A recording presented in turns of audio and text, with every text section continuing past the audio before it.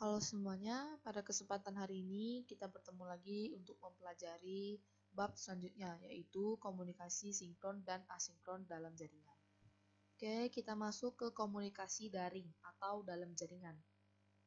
Nah, untuk pengertiannya, komunikasi daring adalah cara berkomunikasi ketika penyampaian dan penerimaan pesan atau informasi dilakukan dengan atau melalui jaringan. Jadi dengan kata lain, komunikasi daring ini adalah cara berkomunikasi di mana kita penyampaian dan penerimaan pesan itu melalui jaringan internet.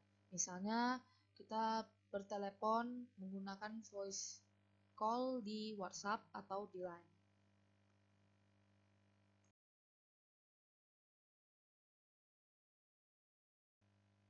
Kita masuk ke kelebihan komunikasi daring. Apa saja? Yang pertama itu fleksibel. Kenapa fleksibel? Karena setiap pengguna dapat melakukan komunikasi di mana saja dan kapan saja dengan syarat terkoneksi jaringan dan memiliki sarana mencukupi.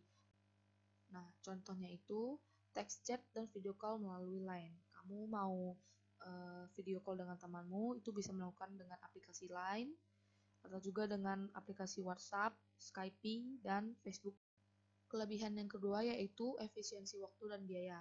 Nah, komunikasi ini bisa dilakukan dengan cepat. Kenapa? Karena komunikasi itu bisa disampaikan pada saat itu juga, walaupun kedua pihak ini tidak saling bertemu ya, atau saling berjauhan. Dengan begitu, otomatis kita tidak perlu mengeluarkan uang ataupun waktu untuk melakukan komunikasi. Karena dari komunikasi tersebut, kita bisa membahas atau pesan yang kita ingin sampaikan itu tersampaikan. Setelah membahas kelebihan, selanjutnya kita akan membahas kekurangan. Nah, apa saja kekurangan dari komunikasi daring? Oke, yang pertama itu terlalu banyak informasi yang tidak penting. Jadi, dalam komunikasi daring, seringkali informasi yang didapat itu menjadi terlalu banyak, sehingga membuat bingung si penerima. Yang kedua, memerlukan perangkat khusus. Nah, dalam pelaksanaannya, komunikasi daring ini memerlukan hardware atau perangkat keras dan juga software atau perangkat lunak. Nah, jadi contoh hardware ini misalnya PC, personal komputer ya. Yang kedua laptop atau bisa jadi handphone atau smartphone. Terus untuk yang software ini seperti aplikasi WhatsApp, aplikasi Zoom, dan sebagainya macamnya. Yang ketiga, tidak mewakili emosi pengguna. Nah, di sini intonasi bicara, raut muka, dan gerakan tubuh itu merupakan hal yang sulit untuk dipahami saat melakukan komunikasi daring, terutama ketika kita melakukan voice call. Di voice call itu kan enggak kelihatan wajah, jadi enggak ada raut muka. Dan intonasi bicara orang tuh berbeda-beda. Ada yang suaranya tinggi, tapi dia enggak marah.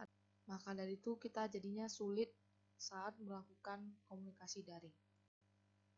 Yang keempat itu menyita konsentrasi. Jadi komunikasi daring ini memungkinkan kita untuk melakukan pada tempat dan waktu yang tidak tepat. Misalnya kita lagi di jalan, kita lagi nelpon atau video call, terus nggak lihat kiri kanan, kan itu bisa membahayakan diri sendiri dan orang lain. Setelah membahas kelebihan dan kekurangan komunikasi daring, kita masuk ke berikutnya yaitu jenis-jenis komunikasi. Nah, jenis komunikasi ini terbagi dua. Yang pertama, komunikasi daring sinkron atau serempak. Apa itu komunikasi daring sinkron? Komunikasi daring sinkron ini adalah komunikasi yang menggunakan komputer sebagai media sosial dan terjadi secara serempak atau real time. Jadi sekarang sih nggak hanya komputer ya, dengan handphone juga sudah bisa. Contohnya itu komunikasinya adalah melalui chat, text chat, dan video chat.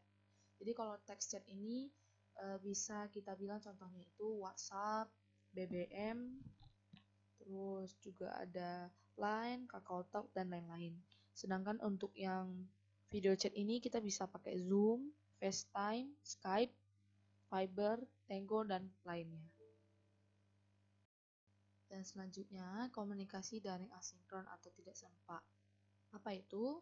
Jadi komunikasi daring asinkron ini adalah komunikasi menggunakan perangkat komputer atau smartphone secara tunda. Komunikasi tidak diharuskan kedua pihak sedang berkomunikasi online di waktu bersamaan. Contohnya itu adalah email. Jadi email itu adalah sistem surat menyurat dengan elektronik untuk mengirim dan menerima pesan melalui akses internet. Dan itu berbeda dengan text chat, karena text chat ini sifatnya online, saling respon, saling balas. Sedangkan kalau email ini memang bisa respon, namun waktunya ada perbedaan. Dan contoh yang lain itu membaca atau menulis blog melalui website. Jadi misalnya kamu membuat blogger, menulis blogger, dan kamu bisa membaca blogger orang lain. Dan yang terakhir kita akan membahas komponen pendukung komunikasi daring. Jadi apa saja? Yang pertama itu ada komponen hardware atau perangkat keras.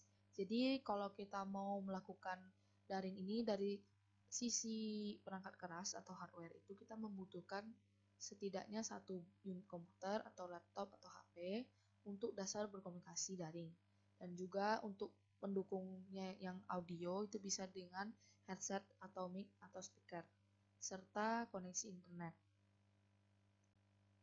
Dan yang kedua itu adalah perangkat software. Nah, perangkat software ini sistem operasi yang bisa digunakan, misalnya Windows, Linux, macOS, iOS, dan Android, serta aplikasi yang menunjang komunikasinya seperti Zoom, Skype, Google+, TeamViewer, dan lain-lain. Dan yang ketiga itu adalah komponen brainware atau perangkat nalar. Nah, brainware ini merupakan pengguna atau kita manusia untuk mengoperasikan komputer atau HP untuk mengatur hardware maupun software. Nah, hal ini bisa dibantu dengan buku tutorial untuk menambah keterampilan dalam mengoperasikan software maupun hardware yang sudah ada. Demikianlah materi online pada hari ini. Semoga bermanfaat bagi semuanya dan sampai jumpa di pertemuan selanjutnya.